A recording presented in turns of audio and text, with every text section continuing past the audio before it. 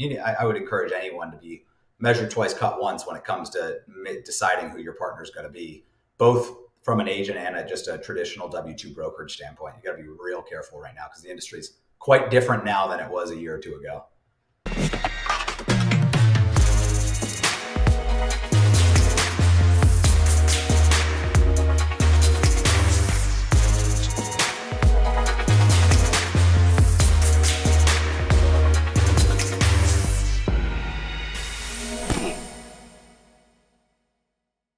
Did you know that 91% of phishing attacks are conducted via email? Freight brokers are particularly at risk as email is the primary, really only option to collect carrier invoices, until now. ePay Manager, powered by OTR Solutions, is a back office automation and carrier payments platform that revolutionizes brokerage back offices with their proactive invoicing workflow, a centralized portal that gets you out of your email. The key to ePay's invoicing workflow is that the invoice is proactively triggered by the broker's TMS and is only created once the carrier reviews the details, which catches invoice disputes early on. This means that you can increase your invoice processing by up to 300 to 500% and reduce billing inaccuracies by 99%. Learn more about ePay by visiting epaymanager.com or text ePayFC to 80483 to see what they can do for your brokerage. This podcast is also brought to you by Highway, the carrier identity platform that's revolutionizing how freight brokers fight fraud.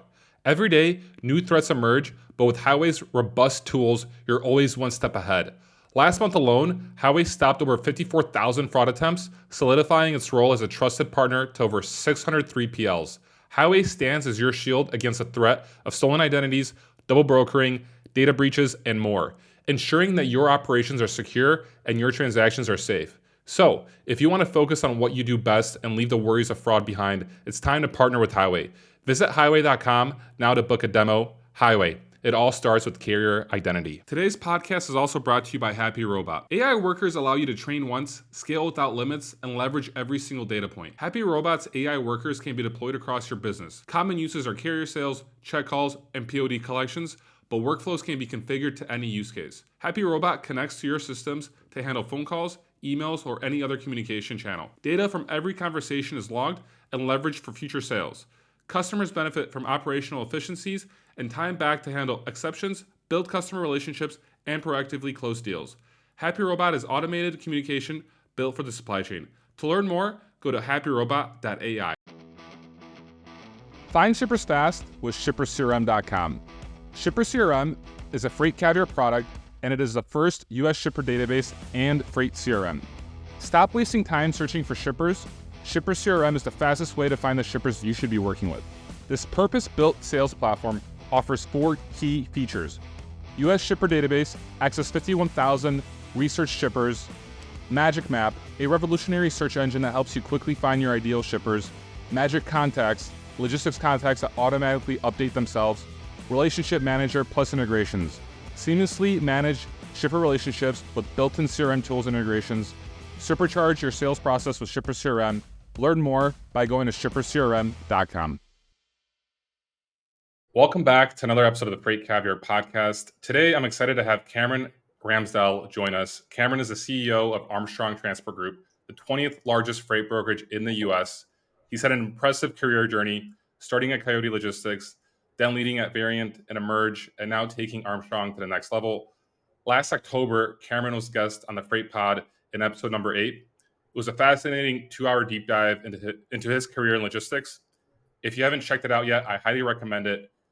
For today's conversation, I want to build on some of the ideas Cameron discussed on the Freight Pod and explore how they connect to what he's doing now at Armstrong. But first of all, before we dive in, Cameron, just a quick introduction, who you are, and I guess where you're calling from or where you're from right now, where you're based out of. Yeah, sure. Thanks for having me on. I appreciate it. Like you said, Cameron Ramsdell, CEO of Armstrong Transport Group, headquartered in Charlotte, but we're a pretty distributed workforce. We have offices in 4 different cities and folks, both 1099 and W-2 throughout, the US, Canada, Mexico, some in Europe. So very, very distributed workforce overall. But I am headquartered, or I live and work out of our headquarters here in Charlotte. Very You're going to cool. have to forgive me today here a little bit too, because I'm battling this sinus infection. So I'm actually all home good instead of bringing this to the office. No worries, Cameron. I'm very excited for this. I listened to the Freight Pod episode today for 2 hours. I learned a lot about you, and I think there's a lot to learn from you and your experience. You're 39 years old, and you're running a $1 billion freight brokerage. Like, congrats on that. That's amazing. And like, I guess just to kind of begin, uh, and we're gonna push back towards the beginning in a second, but of your career. But first, what does like the day of a CEO that runs a $1 billion brokerage look like? What does your day like consist of? Like, what time do you wake up at? What's your schedule look like? What kind of meetings do you run? Like, can you tell us like a little bit about that? Yeah, it depends. Honestly, it can be different depending on the week, but generally speaking, wake up 6:30. I have two little girls, so they tend to be the ones that are waking me up at that time. Get them out the door and take my oldest one to school, then head straight to work. And on the way to work, it's usually, if I have the luxury, I'm listening to a podcast of some sort. But more often than not, I'm on a phone with someone from the organization, one of our agents, one of our employees, someone on the team. So usually fielding a call, and that's starting kind of right around 7:30, 7:45. A typical day, I do a lot of traveling. So I travel, I go around to see our customers, see our different offices. So I spend a significant amount of time on the road, much to the dismay of my wife. But that's when I'm not traveling, the day is usually packed with meetings with the team, talking with different folks within the business, really trying to understand what's working, what's not working, and what do we need to do? Do we need to change our approach to something? Do we need to pivot? We have a few pretty large investments going on right now. I think it's no surprise to anyone that's going to be listening to this that the industry's been in a pretty severe down cycle for a protracted down cycle. I think we're like two and a half years into this thing. We've been in a really fortunate position. We've had incredible growth this year. We're probably, I don't know, we'll see how this month shapes up, but I think we'll end the year right around 65% growth this year, which is phenomenal. Wow. Despite the backdrop here of just a depressed freight market. Wow. And so that creates a lot of unique challenges. And we've been in a fortunate financial position to invest through this down cycle. And so we're re-platforming the entire business. We're about 75% done with our new system. So we have all proprietary technology. So that consumes a good amount of time. So depending on the day, we're either, trying to fix something, get it out the door, reprioritize the backlog, and then just dealing with, again, our different customers. We have, we tend to have this mentality internally that we have, 3 different customers. We have our shippers, our agents, and our carriers. And, I tend to think our employees are one of those customers as well as, some folks might find that to be controversial, but I tend to think of a customer as anyone that has an option. And we're really in the business. We have, everyone says like it's a people business, and it really is. And so most of my day, most of my time is spent with the different folks in the business, trying to help them either grow their business, trying to help them, navigate a problem. But that's the full-time job, and it's different pretty much every day. So I'd love to tie this all back into like your beginnings at Coyote now, Cameron, because you were at Coyote starting in 2008. I think Coyote was just in business for 2 years then, and you worked closely with Jeff Silver. You ended up being the CTO, Chief Technology Officer at Coyote later on. Can you tell us a little bit about that? Because Jeff Silver, he's like the Elon Musk of our industry. Like, what are some of the lessons that you learned that like stuck out from like working with him? Yeah, I would say, Jeff is incredibly impressive. He's been a huge mentor and factor in my life since really 2008. But I'd be remiss not to say that it's really Jeff and Marianne. She's kind of she doesn't get as much credit as she deserves a lot of the time, but both of them had a tremendous impact. Marianne really being the culture driver of the business and helping us all understand, the best way to take care of your customers, either your shippers or your carriers, is to take care of your people first. And if you do that, then the rest of it tends to figure itself out. And they drove that ethos through that business. And I think that's probably the single most important thing I learned from them, is just how important it is to take care of your people so that they can go take care of our customers. And really, frankly, bringing that, we had that in a very large way at Armstrong when I got here, but really trying to drive that mentality through the business.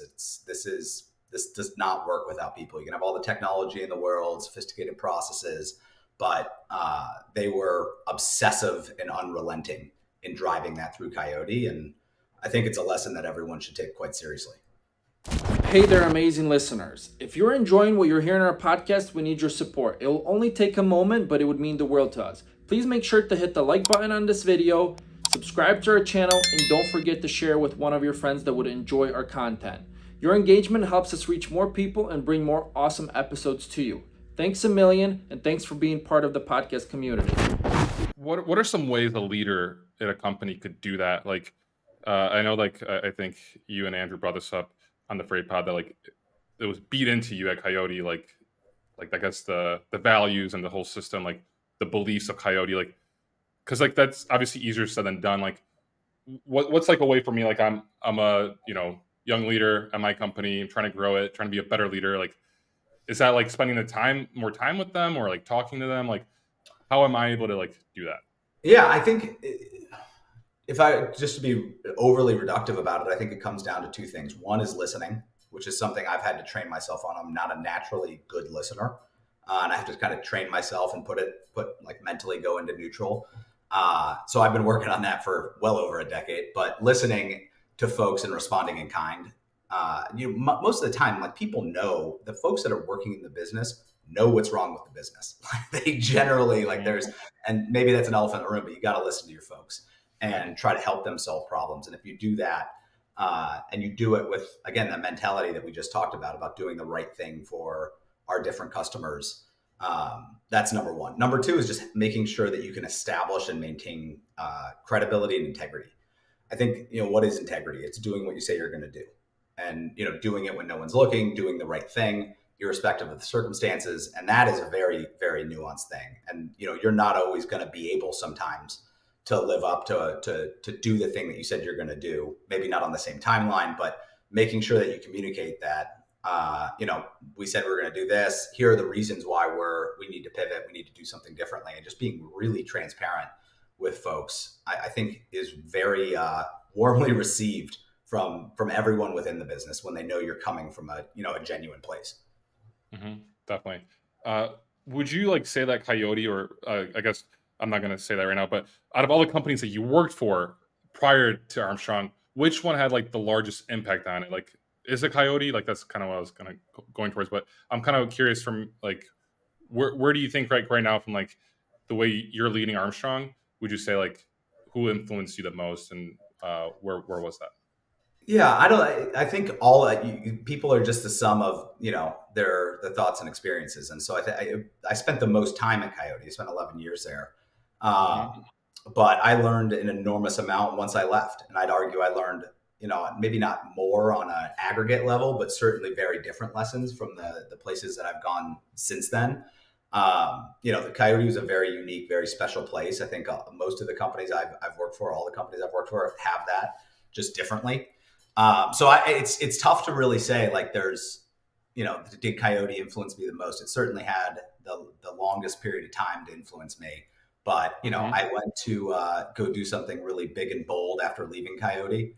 We had a lot of success and a ton of failure, and I think that's well documented how that ended up. But I would say that was I wouldn't trade that experience for the world. I mean, that was an incredible learning experience. I had a ton of fun doing it. Building Variant as a part of US Express and leading, a couple business units within US Express. And that was incredibly rewarding in its own right as well. And Emerge, I mean, they're all, very different businesses in very different parts of their life cycle. And so the challenges were all quite different. So it's really tough to say which one influenced me the most. I can say, like, there are things that I learned, both good and bad. And I think you tend to learn, people say, you learn more from your failures than you do your successes. But I think that's generally true. But each one of those offered something different. From a people standpoint, I would say, Jeff and Marianne certainly had a huge influence on me. I was fortunate, and I've always been fortunate to have a really incredible peer group. So folks that I've worked with, either I worked for, people that were my peers, people that work for me that are now, leading different businesses or business units within the space. I've just been fortunate to have been surrounded by a lot of good people that are probably too many to name. But a lot of it is the different mentors you're going into. I mean, Eddie Leshin, Jim Sharman, Darren Cockrell, who's over with Jeff now running all the technology for Mastery and more. He, all those folks had a really profound influence on me. Sure. Do you ever like call them up like out of the blue, like when you're dealing with an issue and like just like, ask them for some advice? Yes. Yeah, I do. They've certainly over the years gotten some random phone calls where we might have not talked for, 3 or 6 months, and all of a sudden I'm calling out of the blue just to kind of run something by them and see how they think about things. So yeah, Definitely. that's very common. I think it's important for people to make sure that they're establishing those relationships and have those people that they can go to when they need it. And I take that quite seriously. I do that for people now, and that's one of the most rewarding parts of my job is hearing from someone that you haven't talked to in a long time that calls you out of the blue that just needs a sounding board. Yeah. We interviewed Eddie Leshin last year, and I absolutely loved his story as well. And I know he was at Coyote too, so Right. you've known each other for a while. So like Coyote was like 11 years. You did a lot of Coyote, ended up being CTO. Like there's like a whole class of people from Coyote that have gone out and done incredible things in this industry. And you brought that up as well when you're being interviewed on the Freight Pod. And you just mentioned that right now as well, like the people that you reach out to. I'm wondering, like, from those people, like, is there like some that you could also just like kind of give a shout out to on this podcast for like, hey, like I worked with these guys at Coyote, let's say 15 years ago, 10 years ago, and now they're doing this? Oh yeah, I mean, there's that's a long list. You can talk about like Joel Gard. He's over running Shear with Eddie now. Mm-hmm. Todd Souders over there at Uber Freight right now doing incredible things.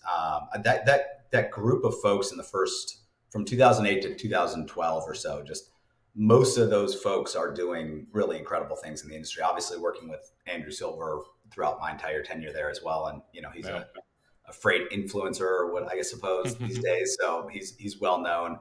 But there is a long list of people from Coyote that some are still there, a couple of them, but for the most part, that kind of cohort of people from '08 to 2012 are pretty much in leadership positions throughout the entire industry right now. Drew Herpich over at NTG is doing an incredible job with that company. So all guys that, we were in the trenches together for years, trying to build Coyote and do what we did. And, they've all made great names for themselves.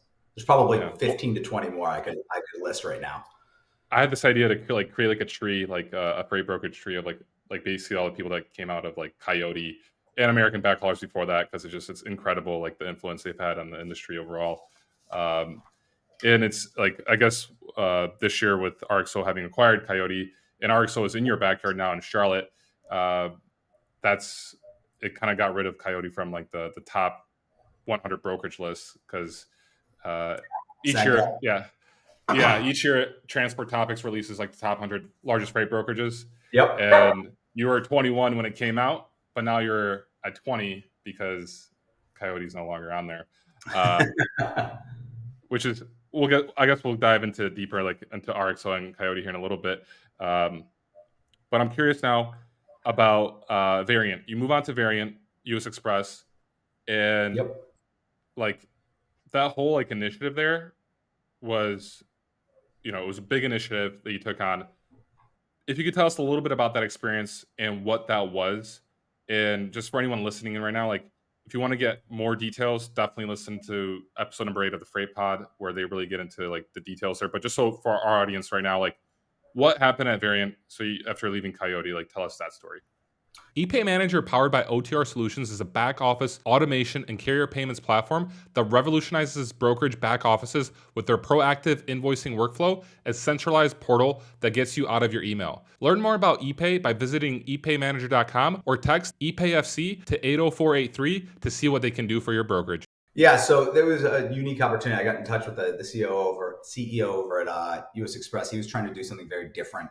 He believed something that I think a lot of folks still believe, that there's a better technology driver first approach to operating a trucking company, given all the technological advances. And so the mission was really, can we build a better operating model, a more profitable operating model in an asset-based environment? And I mean, that was just a really kind of novel, interesting thing to go do. And so I packed up, and I'm not gonna relive the story. Please go listen to the Freight Pod. That would be a much better use of everyone's time than having to listen to it again here.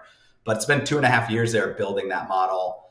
then taking over that legacy over the road business within US Express as we were trying to kind of merge the two together. But the whole idea was, can we build this, variant model on the side? And then as we're kind of like slowly kind of responsibly transitioning equipment over to it. And so, we had a good run. We got from $0 to $300 million and broke even in 2 years, which was pretty remarkable, but it still failed. And it was, there's a ton of reasons for that. You would be blown away, hearing the financial metrics and how well that was going. But I would say a couple of things. One was we grew way too fast. And there was a lot of, I don't want to say artificial, it's very real pressure when you're a public company. And, I was also, on the earnings calls and having to deal with, a status update on this thing. I think we talked about it way too soon, way too publicly, too fast. I would have rather built that thing in silence than, but you're also, $300 million out of a $2 billion organization, you're not a rounding error, but you're close. And so, how you have to get big enough to be material to change the overall financial profile of the business. And the problem in the trucking business is, there are, seemingly diseconomies of scale. So the bigger you get, it gets harder, it gets more complex. How do you get the right freight? How do you feed your drivers, make sure they have the right miles? And that becomes, computational, it's called an NP hard problem in the world of mathematics. And so it's meaningfully complex. And we were solving that with technology, but if you don't have the right freight on the right day at the right time, and how do you, put the right inputs in to make sure that the trucks are, you're running the wheels off the trucks and the drivers are getting paid. Growing too fast is a real challenge. You have real physical challenges that you don't have in, say, like a brokerage business, right? You don't have the same physical limitations of the real world. And so it's a very different problem and problem set. So I'd say that. Why did it fail despite having success on paper? One, we grew too fast. Two, change management was incredibly hard. Trying to, how do you bring everyone along with you on the journey of trying to kind of reinvent a model when you have a 30-year-old company, $2 billion, processes everything that they've done in a certain way for a while? That's really challenging. It's really threatening to some people. And so how do you bring all those people along? And I'd say that was probably the single biggest failure. And then like you got let go out of the blue. The stock tanked afterwards, which was, I would say definitely a tough time for you. But in hindsight now, looking where you are at the moment, you probably are very thankful for everything that happened, I assume. I am. Yeah. I was thankful for it frankly, when it happened, it was, that was a surprise and out of the blue. I wouldn't change it. I would not trade that experience for anything. Can you tell us a little bit like some humble pie to really get your head on straight? Sure, definitely. I'm wondering some of the lessons there, since it was out of the blue, did you learn anything from that? Or just any lessons besides that, it was growing too fast that you are thinking about nowadays when you're building Armstrong? Yeah, I think, there's a lot. I think one, it's really important to, make sure communication wise and, how do you get a message out to a bunch of different contingencies, whether it's the public company investors, whether it's the folks internally, whether it was a team what we were building at Variant, how do we get everyone kind of aligned and on the same page and, dealing with the different crises that pop up on any given day for whatever reason, artificial or quite real, or maybe just perceived. How do you, be, I think the biggest thing is, I never want to be political, but you always need to be politically sensitive and politically aware of kind of the circumstances so you can survive long enough to see something through. I think that's a really important message for people. Don't be political, but be politically sensitive and aware. What are the things that we're doing that impact other groups within an organization, and how do you effectively drive change and make sure that they feel very comfortable with, however they're impacted downstream. That's a really critical lesson for anybody, just thinking through the first, second, and third order effects of whatever you're doing when you're a part of a much larger organization. And that's, really, it's incredibly helpful today. As you're running, that problem is no different. It's a little bit, you have more people, you have maybe some more complexity as you're dealing with larger organizations, but that's the same challenge that even, startups have today, right? If you're in a growth stage, you're kind of out of your incubation, kind of early stage startup, how do the decisions that you make impact the other folks, and are they aware? Are they aligned? Do you feel like you have the right buy-in from people? And that's, critical. And there's a time for, consensus building. Then there's time you just got to make a decision and get everybody else on board, and just being aware of those situational dynamics. Mm-hmm. So Cameron, there's Coyote variant, which is part of US Express that got acquired by Knight-Swift, like I think a year ago. And then you go on to Emerge. You're at Emerge for about a year. And we won't get specifically into Emerge right now, but I do want to discuss freight tech. Like right now, there's a lot of AI agents coming out. Like it seems like the whole buzz the last week has been AI agents in the last few months overall. And I'm wondering, especially since Armstrong has all this technology they built themselves, how do you view tech right now in the freight, like logistics, I guess, industry? And how are you setting yourself up for success in the future? Because I mean, most of the time, if you go to a conference, they're telling people you shouldn't be building your own tech. You should be buying your own tech. Armstrong's building their own tech. I want to hear your perspective, especially since you were the CTO at Coyote as well. You worked at Emerge. Give us your deep insights into the freight tech space, from your point of view. I think people that try to give canned advice on build versus buy are ignoring those situational dynamics we just talked about. Do you have your own tech platform? There's sunk cost fallacies. There's, should we just double down on the platform we have? Do you buy something off the shelf? If you're buying something off the shelf, I mean, you're not in control of your destiny. You're probably going to buy most of your tech. You don't have a build option. And so for one is ignore anyone that thinks that they have the right answer for you specifically given your circumstances. And so what we walked into and what I walked into at Armstrong is an effort that had been underway for a few years to try to re-platform the business. So take the system that we have today, which is pretty darn good, I'd say, but it's on, it's been built. We're, going to have our 20th anniversary next year. And we've been building this tech for a long time. And so some of it's outdated. A lot of the things that we wanted to do were meaningfully complex because it was this big monolithic code base. And, you try to change something over here, you break something for someone else over there. And so that the replatforming effort had been underway. And the question was, we were kind of struggling to get it out. And how do we do this? And I originally thought I was going to shoot it because we tried to do this at Coyote, which we started building that tech before the cloud, before mobile. And I had seen this before. It's really hard to migrate, especially a $1 billion company, and trying to pick up a $1 billion company and put them onto an entirely new operating platform. I mean, it's difficult. I'm happy to say we're 75% done with it now. And we're licking some of our wounds. We've learned a lot. But the reason why we did that was to be able to make a build versus buy decision in the future. So how do we build a system that we can build things if we feel like we need them? We do have, everyone thinks they have unique problems and, only their one solution can solve it. That's, not always the case. There might be some nuanced differences to things, and it is a real luxury to have control over your tech stack so that you can make those kind of nuanced customations within the system. I'd say it's doubly true in an agent model where you have, a bunch of different folks that want different things and run their businesses a different way. And so you need to be able to kind of, appease and deliver for all those different parties. But build versus buy, and in the world that we're in now, as it comes to freight tech and your question, one, there's no build versus buy answer. It is, what is your situation? Do you have your own tech? Do you not? Are you hybrid? Do you have some of your own tech? You buy some off the shelf. But what we wanted to do was, when I got here and I saw, how far we had made some progress, we needed to make some architectural choices early on. It made sense to actually go forward with this and not shoot it and actually build the tech. So we're now at this point where we're launching it, and this gives us the ability to integrate really anyone, which was not a capability that we had before. So we're staying very aware. I'm talking to all these different people that are touting their latest and greatest tech. I'll come back to my general thoughts on freight tech and AI and all the hype around that right now. But the build versus buy decision needs to be made based on your own circumstances.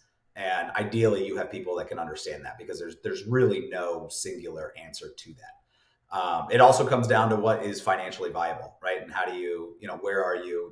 How many people are actually meaningfully investing and doubling down on technology over the last 2 years. I think there are some, but a lot of folks have not had that luxury. And so I think a lot of folks are going to have to play some catch up because I do think that the tech-enabled players are going to continue to grow and succeed better and faster than the folks that aren't. I can come back to the freight tech, but again, the build versus buy I have a lot of energy around because it's really what's right for you. What are the priorities of your business right now? Because there's a bunch of stuff that, I could say we should go do, but we shouldn't go do it right now. It's just not a priority for the business. What else? What do we need to do to achieve our goals in the short run? And frankly, going forward, every one of those decisions will be a build versus buy. We built this system so that we can have people in a singular home and integrate, build the things that we want to build and that we think we need to build, and integrate the folks that, we think do it a hell of a lot better than us. Mm-hmm. This podcast is also brought to you by Highway, the carrier identity platform that's revolutionizing how freight brokers fight fraud. If you want to focus on what you do best and leave the worries of fraud behind, it's time to partner with Highway. Visit highway.com now to book a demo. Highway. It all starts with carrier identity. How many people like there's agents and there's brokers, you have the hybrid model that you mentioned, like how many people are like actually operating in the system? Because I think that's like a big part of the fact that like I think that you chose to build it or like to maintain it is because like you have a lot of people utilizing the system and like and it's a huge source of strength. So we have about 2,000 folks using it every single day to run their business. And a lot of how we build the tech is really what we call like partner led. So it's people making the different freight brokers, agents making suggestions. Hey, this is a huge piece of inefficiency for me. Can we go address this? And they're driving our product backlog, right? And this is exactly the way that Bazooka was built. Like Jeff went in with an incredible baseline where he really architected the core system. But after I'd even say like 2009 till I left for the next decade, it was most of what we were building was feedback from the folks within the brokerage, and they participated actively in building it out. And that's exactly how we're doing it here. So, again, listen to the people, figure out what their pain points are. And a lot of those things should manifest themselves onto your product backlog to make sure that you're addressing their pain points. Mm-hmm. So Cameron, I kind of want to, address the audience here real quick. So Cameron worked at Coyote, then he went at Variant, then he went to Merge, and now you're at Armstrong. With Armstrong, like you weren't the founder; it got acquired by private equity. And one of the things that you did mention on the Freight Pod was that you enjoy working for private equity companies. And overall, I guess like there's a lot of topics to be discussed about Armstrong. I want the rest of this podcast to be strictly about Armstrong and kind of about the history. When was it founded? Who founded it? When did it get acquired? And just basically like tell us all about like that story. Tell us the Armstrong story before you joined. Sure. So started in 2006. So coming up on 20 years. It was pretty much always an agent-based model. So we had built our own technology since the early days. It stayed. We brought in my predecessor, Brian Mann, was with the business, I think, since 2012 or 2013. Wanted to step away. I joined in April of last year. But he was leading the business for most of just over the last decade through an incredible run on growth and just continuing to take market share and, driving the right mentality through the business. So I would credit him with a ton of success. We have a really good team in place. It's been here for quite a while as well. But it was always an agent-based model. And so for folks that aren't familiar, the way you think about an agent-based model is these folks are 1099s. They're not W-2. They're not your employees. They have their own businesses, and they use Armstrong's platform to drive that business. And so the platform is not just our technology. It is the sum of kind of all of our parts. And so you can think of us as, yes, we have a technology. We have a great TMS that just got a massive facelift as we continue to kind of roll out that new platform. But they're also leveraging all of our back office, which is not a term that we actually use internally. We call it shared services. I think most other folks would call it, these are your finance, your accounting, your claims, your insurance, all of those kind of core functions that I think a lot of W-2 brokers take for granted. That is really a customer service team at Armstrong, because the agents are freight brokers and they're damn good ones. They know what they're doing. They know how to service their shippers. They know how to negotiate with carriers. They know how to, generally, drive their business from a freight brokerage standpoint, but they don't really want to build their own brokerage, have to deal with financing, have to deal with, how do I manage cash and receivables? They want to run really successful brokerage companies, but they want it to be their own. And so they use our back office, which is, again, our shared services, to do that. And again, that's a customer service department. We have SLAs, what's the average time to respond, but we drive that probably like most brokerages drive their, account management functions and sales functions. That's kind of how we think about that, is those folks are there to service our different agents and brokers throughout the business. And so that is, I think, one of the more meaningful differences between Armstrong and, frankly, everybody else, because we're not the only agent-based model out there. But, and we talk about this a little bit at the beginning, this is a people business. And frankly, the folks that are in those functions have the right mentality to make sure that our agents and our shippers and our carriers are always getting a very, very rapid response. They're responding, to different problems throughout the day, and they're there to support those agents. It's really, we're in the business of small business enablement. So how do we help these agents grow their business? We also have, over time, you asked a little bit more about the story. So in 2012, we actually made our first acquisition of one of those agents. So we had one of our office owners wanted to do different things. He wanted to exit the business. He sold that business to Armstrong. And that was really when we say we are a hybrid model, that's what we mean. We've made 2 agent acquisitions. We don't actively go out and seek them, but our job is to be partners to our agents. And so that sometimes that means, hey, they come to me, they come to the rest of the leadership team and they say, hey, I want to grow. And sometimes, what does that mean? That means we got to help them figure out what the right model to hire, to train, how do we support them with all of our resources? How do we help them grow their business? Other times, we've had, folks that have had health issues that are like, hey, I need to take a step back. And sometimes we go and we'll buy those agents. It's, again, more opportunistic. It's more, that's not something that we're actively going out and doing, but it's an option for them. And I think it gives a lot of folks that want to build a business and then get to a different stage of life. It helps them, know that there's a place for them and that they have, an exit whenever that time comes. So we've gotten, over time, really starting in 2020, we went from being pretty much an agent only model to having a hybrid model. And I think this model is I think it's the best model in freight. I think it's really dynamic. I think it gives you the ability to move very, very quickly. But we have, we're about 80-20. So 80% of the business is agents. And then the 20% come from the 2 agent offices that we now have as brokers that we run. Okay. And you did mention you have 4 offices, Cameron. So like those 4 offices, you have Charlotte. Can you tell us the other locations? And those are where the freight brokers W2 employees are, right? So we have Boise, Idaho, Chicago, Atlanta, and Charlotte. Charlotte we have a group in Charlotte on the broker side, but that's really where all of our shared services are. So that is where all of those, traditionally known as back office functions are. That's where that kind of customer service arm is for all of the brokers and agents in the business today. Okay. We've got about, I think we have about 150 people or so in Charlotte right now. Okay. And then how many agents, agent companies are there that are working with? About 180 or so. And they're, different shapes and sizes. They all run their businesses in very, very different ways.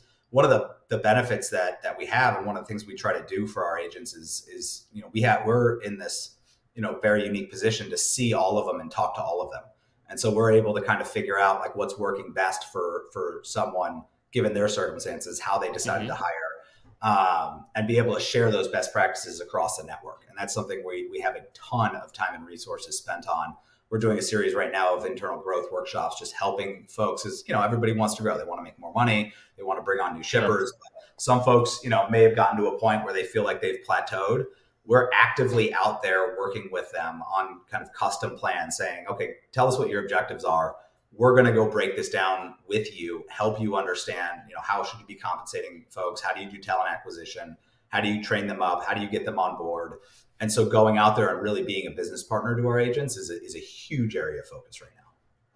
AI workers allow you to train once, scale without limits, and leverage every single data point. Happy Robot is automated communication built for the supply chain. To learn more, go to happyrobot.ai.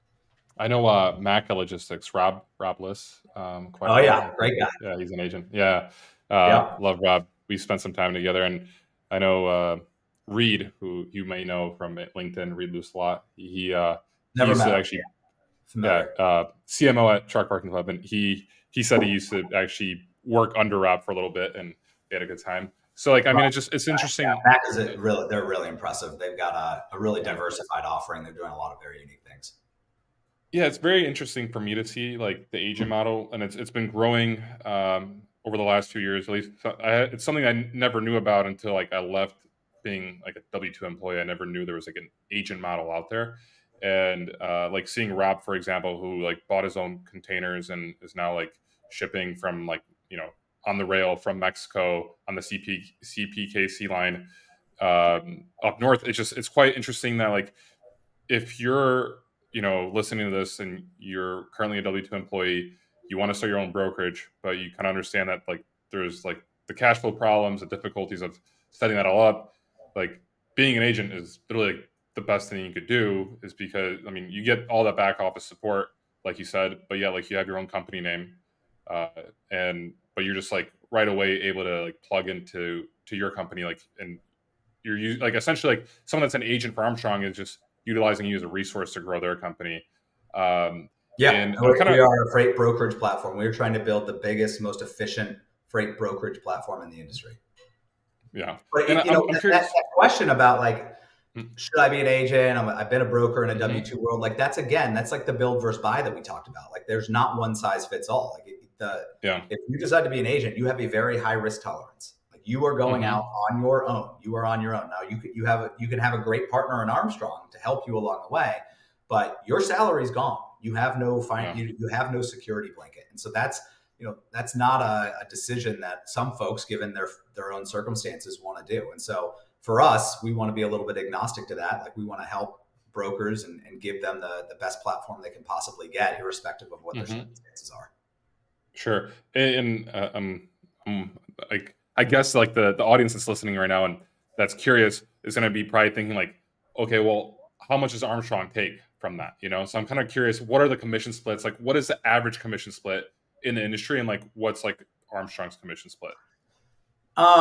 It's always a shifting goalpost. I mean, you have competitive forces. This is a very competitive industry. So, I'd say most of our competitors, not all, but most, are somewhere around like maybe 60%, 65% splits. Sometimes they have modal distinctions between LTL and truckload. Armstrong, if you're doing over $20,000 a month in gross profit margin, if you're doing over, it's 75%. If you're doing under 20, it's 70%. So very, very good splits. Now that's not all take home, right? If you're a one-man band and you want to be an agent, you have no employees, that's, take home. You don't have a lot of expenses. But as you try to grow, you take that split and you have to go, reallocate that. You're not reallocating that necessarily to the, traditional kind of back office, what we call shared services functions. You're allocating it to people on your team that are maybe filling in some of the things. Maybe you've gotten big enough where you need some help and you need to hire somebody in operations, or maybe you want to go hire a sales rep. So I think it's really important for people that are mulling it over it. Like you are a small business owner now as an agent, and you need to make those kind of capital allocation decisions for you and what's best for you and what you're trying to achieve. No, definitely. And I feel like, yeah, if I were to open another freight brokerage, I'd definitely just do the agent model. It's a easier approach. I've done like, having no credit score, having had to pay like the carrier 50% at the beginning of the load, 50%, then like at the delivery. So I mean, it's really like difficult. Starting a new agency model or starting a brokerage right now. I mean, I would be real leery of anyone that's jumping into the game after what's happened here. It's not like you can get the financing, the way that fraud is now is it's Yeah. worse than it's ever been. A few claims can wipe out a company. So I would encourage anyone to be measured twice, cut once when it comes to deciding who your partner is going to be, both from an agent and just a traditional W-2 brokerage standpoint. You got to be real careful right now because the industry is quite different now than it was a year or two ago. Mm-hmm. And so, like, Cameron, you came to Armstrong, it was a year and a half ago, or almost 2 years ago, I guess in April will be 2 years. And you come into this company that's already established. It got acquired by private equity. Kind of curious, like, what was like your first few weeks like? I don't know. I can't imagine being in that, like, those kind of shoes where it's like, okay, wow, like you're kind of like at the throne here, but you're like new. Can you walk us through that a little bit? Like, how was it? Like connecting with the people there and kind of like learning about the business. How did that all look like? Yeah, I mean, I did have a bit of a luxury here because it wasn't like a burning platform. It wasn't like on fire. So the mission, it just depends again. What are the circumstances of the situation and how do you respond to it? So, Mm-hmm. the fact that it's not like go in there and have to be some radical change agent like you had to be at like Variant US Express. That's a very different set of circumstances than what I walked into at Armstrong. Got a healthy business. We're in the midway. We didn't know it at the time, but midway through this brutal freight recession. And the first thing I want to do was just meet everybody and just make sure that I could meet and talk to as many people as possible. The first thing you got to do is just disarm folks because, this is scary. And I wanted to be really sensitive to the fact that, who's this new guy? What's he going to do? Is my job at risk? Is he going to wipe us all out and bring in his own team? Like, everyone's got these like, this idea of what it means to go through a CEO transition. And so I think a lot of what I was just trying to do was, again, try to establish some credibility and let them know, what kind of ethos drive me, some of the stuff we talked about at the beginning of this, and, establish some credibility, make sure that they understand what my first 100 days is going to be. And really what that was I'm going to go around and I'm going to listen and learn. And that's a luxury. That was very nice. I appreciate walking into a situation where I was afforded the opportunity to do that. And I wanted people to know that they were going to participate in whatever changes were happening. It wasn't that, hey, I'm coming in here and there's not going to be any change. Like, hey, there's going to be some change, but we're going to figure out what the change is together. And the change should be driven by a lot of your feedback, what you guys see. I walked it everywhere, every room I walked into for the first, 50 days was tell me, 3 things. Tell me what's working really, really well. Tell me what's not working really well. And tell me one thing that no one wants to tell me. And you get a really interesting feedback when you ask questions that way in the right kind of small group settings. And, just kind of make your list and, you're not going to solve all the problems, but the idea that, and what I told everyone then, and frankly, what I tell them now is if we're doing something and it's not working, we're either going to fix it or we're going to stop doing it. And we're going to do more of the stuff that is working. And, how do we get from where we are today to where we want to go? How do we get from $1 billion to $2 billion? What are the things that need to be true? How do we not erode quality in the process of growing, right? How do you make sure that you're keeping up? I just told you we grew an incredible amount this year. We'll see where it ends up. I call it 60%. But how do you make sure that the quality doesn't erode as you go through that? How do you make sure that you're still hiring and training incredible people that maintain those service levels in that shared service department? So how do we keep up with those demands? And most of it was just listening and learning, getting people excited about that journey, and trying to help them solve their problems and being really transparent about what we're going to do, but more importantly, what we're not going to do.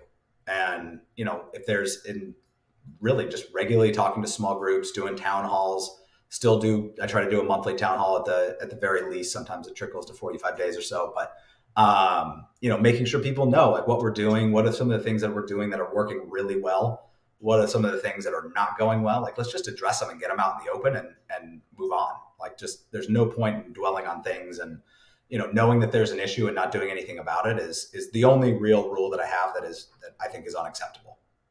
Mm-hmm. And I mean, growing 60% like this year, that's astounding. I mean, that's like unbelievable. Congrats to that. I'm wondering, like, why do you think that growth occurred for you? Because I would say, like, next year when the Transport Topics Top 100 Brokers comes out, like, I feel like, I mean, if like most companies see 10, 20% growth, they'll probably be happy. So like Yeah, 60% I growth think so. is astounding. Yeah. So like if you could like talk a little bit about that, like more, because that's amazing. Honestly, we do what we do very, very well. And we have one thing that was very refreshing was coming in here and talking to our agents, and they genuinely liked working with Armstrong. And there was not a lot of like vitriol or animosity. I didn't know what to expect, but I could see immediately that we had a community. And so to me, one of the biggest strengths was how do we kind of leverage this community? Like our folks that are here are quite happy. Our agent attrition is very, very low, and non-existent really for the most part. And so Mm-hmm. how do we get the message out that we are the folks out there in an industry where you have, don't get me wrong, plenty of high integrity, good players, but plenty that aren't. You certainly don't have these levels of fraud in an industry that Mm-hmm. everyone's acting with integrity. So how do we get our message out there that we are who we say we are, and we do the right things? And a lot of that is just word of mouth, and trying to understand. If you're happy, do you know somebody? So a lot of our growth has come from folks within the business, getting out there and helping get our word out. On the technology side, giving them new tools. So there was just a huge unlock in just trying to drive efficiencies through it, sharing best practices across the organization. So it's been there's been a lot of organic growth, but really just trying to get our message out there that we are who we say we are, and we do what we say we're going to do. And and I know that sounds like maybe trite or overly simplistic, but that's truly what it is, and we just got to stay true to that. I don't see anything standing between us and our goals as long as we continue to understand that the folks that are in this business today, our agents, our brokers, all of our shared services, kind of customer service department, as long as we stay true to that over time, I really don't see anything standing in our way. Mm-hmm. And Cameron, something that we talked a little bit about before I mentioned it, is that you like working for private equity, like owned companies. You've had your fair share of companies that were either VC backed, private equity backed, or publicly traded. Kind of curious why private equity. I oftentimes hear like bad things about private equity. Private equity comes in and there's obviously good players and bad players. Kind of curious, and I'd love to get like your insights on that and learn more. I think that this isn't a knock on other funding structures. There's plenty of great companies that are VC backed or founder led and bootstrapped. Don't get me wrong. Mm-hmm. I tend to enjoy one that comes with kind of like a ruthless pragmatism, where there's not mixed incentives. Like everyone, it's very clear what everyone's objectives are. We want to go do X, Y, and Z, and how do we align incentives and get everyone on board to go do it? And so I just think like that is something that I have, having been part of a public company, been part of a VC backed company, and now two private equity companies, which Coyote's private equity before we sold EPS. There's just a level of rigor that and just kind of rationalization that I tend to enjoy, and I think is really healthy for the business. And I think it makes it really easy to communicate to the employees because everyone knows what the objectives are, and we're all working together to fix it. So that's one. But I think private equity in general, I think it gets a bad rap. I think it depends. I mean, there's people out there. You can go on X right now and see how many people are talking ill of VC right now, and I think there's plenty of good VCs out there. So I don't mean to. I'm not like an absolute. It's the same in the logistics industry. There's the good and bad players. And I enjoy companies that are in their growth stage, and so I like the post startup. I've done the startup thing or pseudo startup thing with Variant, and I like the challenges in the kind of growth stage of companies, right? There's an old framework. I think it's got kind of a cheesy name, but it's called the dinosaur diagnostic. And it talks about like, hey, when you're thinking about your career and what do you want to do next, think about it like a brontosaurus's back. And so, you have like the incubation early stage at like the tail. And then you start getting into, okay, we have product market fit. We've proven that this is, viable. And you start going into the growth stage and up the back.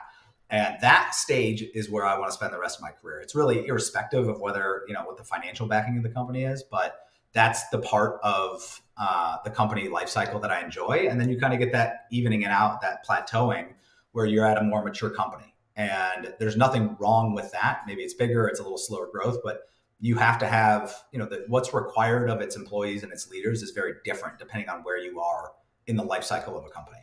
And I just personally like the growth stage companies and the challenges that they present. Every day is new. Every day is different. You don't tend to get caught up in a bunch of bureaucracy. And you already kind of know that you have product market fit. So I'd say that's more of where I'm interested. And that's, generally where private equity plays. So I would say, they're kind of going in and saying, how do we take this company from X to Y? And that's just the type of problems that I enjoy more so than, I don't like VCs. Mm-hmm. Find shippers fast with shippercrm.com. Shipper CRM is a FreightCaviar product, and it is the first U.S. shipper database and freight CRM. Stop wasting time searching for shippers. Shipper CRM is the fastest way to find the shippers you should be working with. Supercharge your sales process with Shipper CRM. Learn more by going to shippercrm.com. Definitely. No, I get that. I'd say the only thing I'd say on private equity is I think they get a bad rap. I'm sure there's bad players and, maybe bad partners in any industry, in any business. But in my experience, they tend to be really transparent, and they tend to be great partners that are trying to help you figure out your problems. So, if we're all aligned on what we're trying to do, and we all have the right incentives for everyone in the business to go achieve them, the question becomes, do you have the right partner? And I've been fortunate to work with two different private equity firms that are incredible partners. No, definitely. And you mentioned that, like, you have the rationalization that you get from private equity, and that's true. Like, and I'm kind of curious from the venture capital side of things with freight tech right now, like, where do you think like the winners will be, potential winners, from all like the fundraising that we've seen, or some of the fundraising that we've seen recently? I think anyone that was raising money in 20 and 21 or have a tough road ahead. I think they probably have, this is not an absolute statement, but I think to raise at those inflated valuations, there is a reckoning that is happening, has happened, and will continue to happen. And it is the reality is a series of down rounds. And that I don't think has fully played out. So some of it is just luck and timing. And if you're able to raise money now, so that's really the vintage, the VC vintages, I think, 2021, those companies very well may succeed if they took their medicine early and realized, what was happening in the industry and how do we make sure that we get to a healthy level of cash burn, because, 99% of those companies are not profitable, which is fine given where they are in their stage of life, like we were talking about before. But I think that vintage has just got a lot of challenges right now. If you're raising money now, there's been kind of like I don't know, I wouldn't call it like a bubble per se, but there's a lot of money flying into anything that has AI. So everything has AI. So, don't be fooled. Like, really ask them what their AI is. I'm highly skeptical of legitimately every single person that comes to me with something with AI. I spend a lot of my time studying and understanding that space. And so the first thing I'm trying to understand whenever somebody comes to me, and they're always touting AI at this point, like my first question to you is going to be, explain to me exactly what your AI is technically, because it's a lot of it is marketing and not a lot of it is, true AI. Like, people, you've even seen a rebranding from like machine learning to AI now. And it's like, I don't know, tell me what the difference is. So who's going to win? Honestly, it's who listens to their customers. There's some really good companies out there right now. There's some people doing some really interesting things. I think there's a lot of money, but that's flooding into the space. But it's kind of been this way for the last, 10 years or so, starting with the digital freight matching companies and the, hysteria/euphoria that followed those guys. But I think we're just kind of in another wave of that, where there are some very high value add use cases for AI in our space. Very, very high. And we're watching that very closely. And to me, it's, we have an aggressive goal. We're trying to go from $1 to $2 billion. And how do we do that? And it's not about like ruthless cost elimination and AI is going to take all our jobs. It's no, what I'd like to do is not have to hire the same number of people at 2 billion that we do right now at 1 billion. I'd rather have an incredible core team right now where we only have to add like 30% as we double the business. And those applications are particularly interesting when you think about how do we drive efficiency? How do we take the manual steps that people do on a day-to-day basis, doing whatever their job is on every single, I think AI over the next few years, I truly don't see like a step change function in 2025 for logistics right now, where it's going to reinvent the way people do things. I don't see that in the short run, but I think in the midterm, there's a real opportunity to enable the folks, the folks that work at the company, the folks that have the right philosophy, that take care of our customers, to do more of that and less of those manual tasks. And that was kind of the statement that everyone's been making about technology. Build your own TMS, go back to the build or buy part of this conversation. How do you take, the manual steps out of processes? Because people are good at a couple things, or the things that I'd want our people focused on are building relationships with our customers and solving new problems that we didn't have yesterday. The highly repetitive, redundant problems, we should try to use technology in whatever it is. Again, not trying to piggyback on AI, because there's plenty of ways to do it without AI. But how do we get our people out of that mode, stop doing those manual repetitive tasks, and just focus on building relationships and solving the new dynamic problems? And I think that that's a far more engaging job for people, right? People, I think people will find a lot more satisfaction if they can focus on those two things, rather than, a very static process that they do day in and day out. Mm-hmm.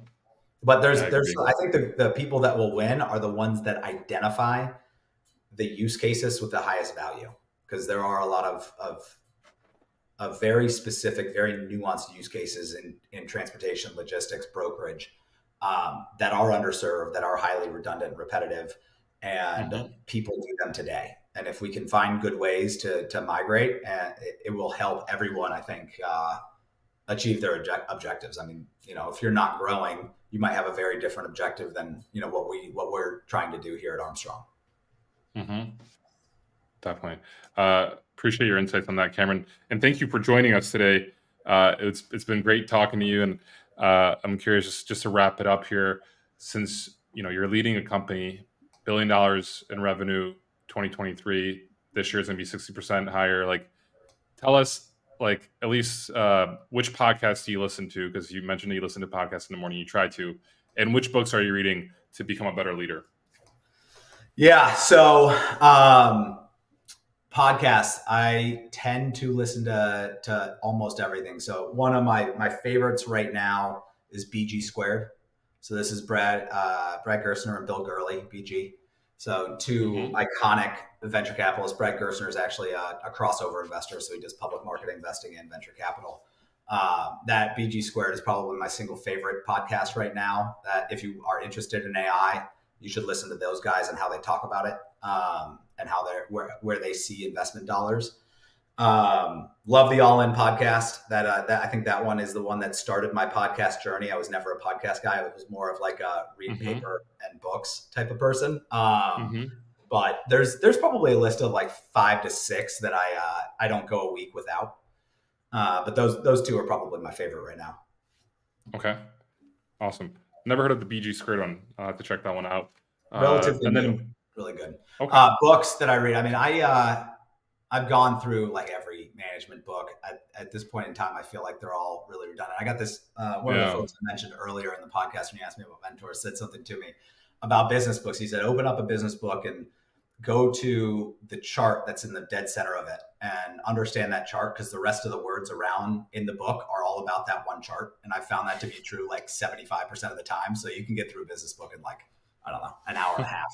I find them to be a little bit redundant. There's some good ones out there, but right now, actually, most of what I'm reading is I'm going back through mostly philosophical books, reading about the Stoics right now. So I'm now rereading. I haven't read this in like 15 years, but Marcus Aurelius Meditations. That's my current.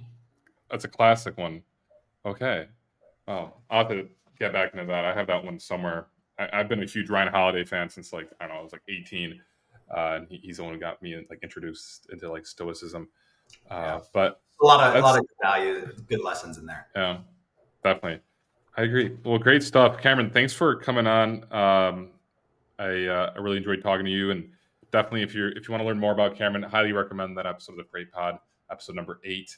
And yeah, wish you the best of luck and a Merry Christmas and a Happy New Year. So, Thanks very much. I appreciate you having me on. thanks for tuning in to the Daily Freight Caviar Podcast. If you enjoyed the podcast, or if you didn't, leave a review. Let me know what you think.